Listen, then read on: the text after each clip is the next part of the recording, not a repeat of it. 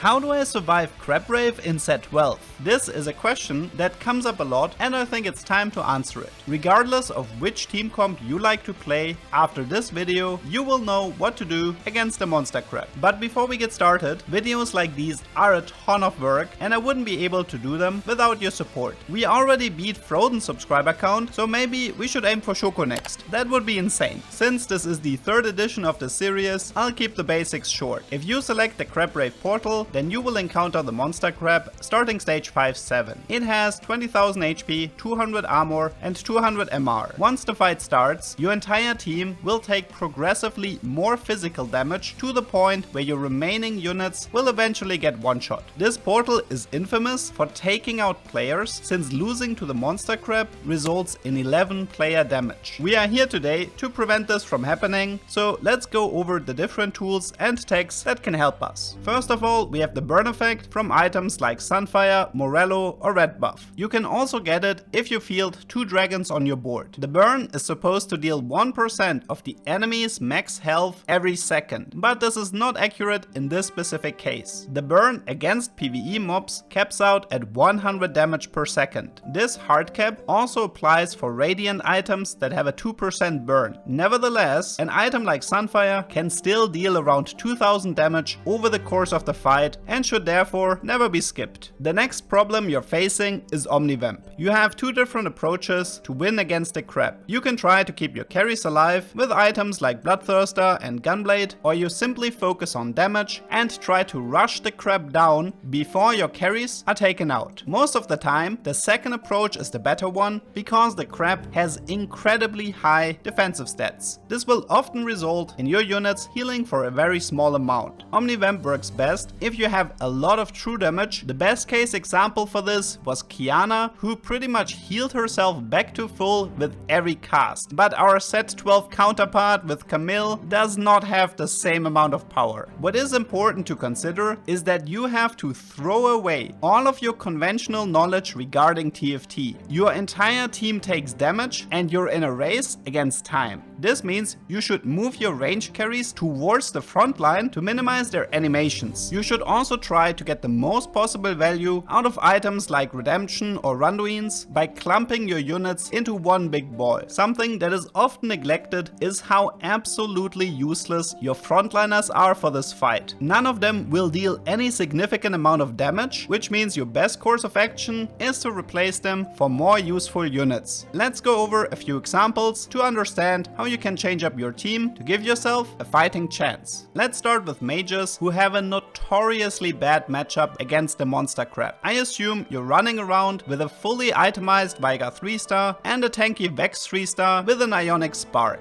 This puts the monster crab at 140 MR, meaning your magic damage is still reduced by around 60%. In theory, Veigar is great against the crab because he has a very powerful single target burst, but eventually the damage will catch up to him. You would think you could solve this problem with a Gunblade, but realistically speaking, this item doesn't really help that much for this fight. He will survive for around 5 seconds longer, but he will also deal less damage with every cast, making this approach somewhat pointless. Let's take a look at what we can change to increase our chances. For starters, both Blitzcrank and Nunu are worthless, meaning we can either remove both of them or we replace them for a 1-star version of themselves. This way they die faster, transferring the beast to Veigar and therefore increasing your total damage output. If you want to keep 5 mages around, then the only unit we can cut on this board is Taric. His ability doesn't do anything, and both Bastion and Portal aren't that important here. So which unit should we replace him with? The correct answer is Zoe. Every cast from Zoe reduces the enemy MR by a flat amount, which is an incredibly useful tool for every comp that relies on magic damage. You can push this even further by giving Zoe either a mage emblem or your tank items to keep her on the board as long as possible.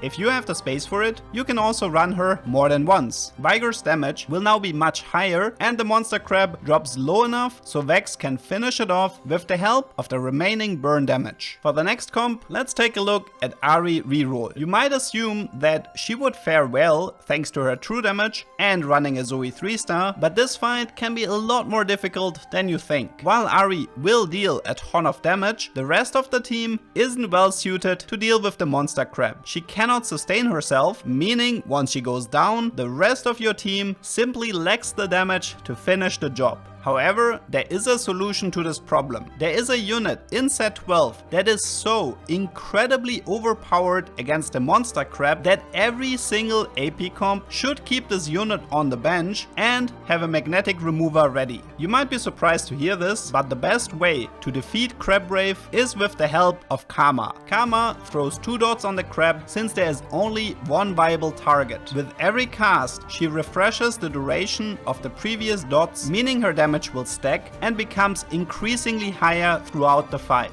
Even after she is taken out, the dots will still deal the maximum amount of damage, resulting in Karma 2-star easily dealing up to 10,000 damage. I would recommend playing 2 Chrono and 2 Incantor, since both of these traits are quite useful for the fight. If you want to play Crab Rave on easy mode, then I would suggest playing 6 Witchcraft Karma, who will absolutely crush this fight. Even something as simple as blue, Morello and a Witchcraft emblem will deal up to 5,000 true damage.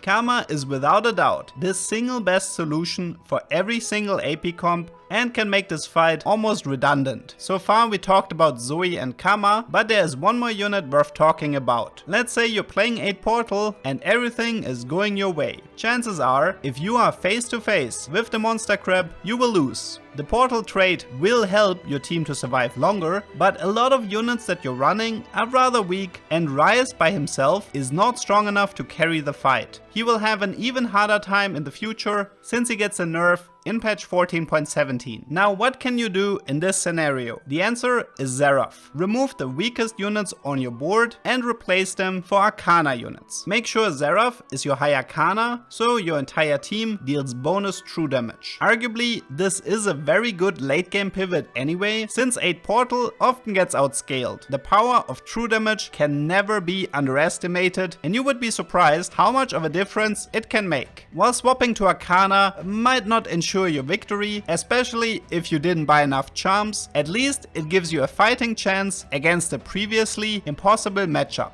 If you don't want to deal with all of these changes, then another solution is to just run a comp with a good matchup from the start. For example, it is quite rare to see a multi-striker comp struggle with the monster crab. If you're playing something like Kassadin reroll, then he should be strong enough to finish the fight by himself. If you're rushing levels, then it might be more difficult with just Kalista. You will probably need a strong Camille 2-star to finish the fight for you. Unless of course you have multi-striker Smolder, because his damage is so incredibly high that your team will be eating crab cakes before the rest of your lobby is done. I suppose I should also give out an honorable mention to the augment Press the Attack, which is arguably the single best augment in the game to deal with the monster crab, since your team will be dealing crazy amounts of true damage. Outside of multi-striker, you can also try to run warriors. Obviously all the versions including Karma should have an easy time, but even the vertical warriors tend to have a solid matchup. Thanks to the high amount of Omnivamp from the trait, you can focus on damage items and your main carries should stay alive for a very long time.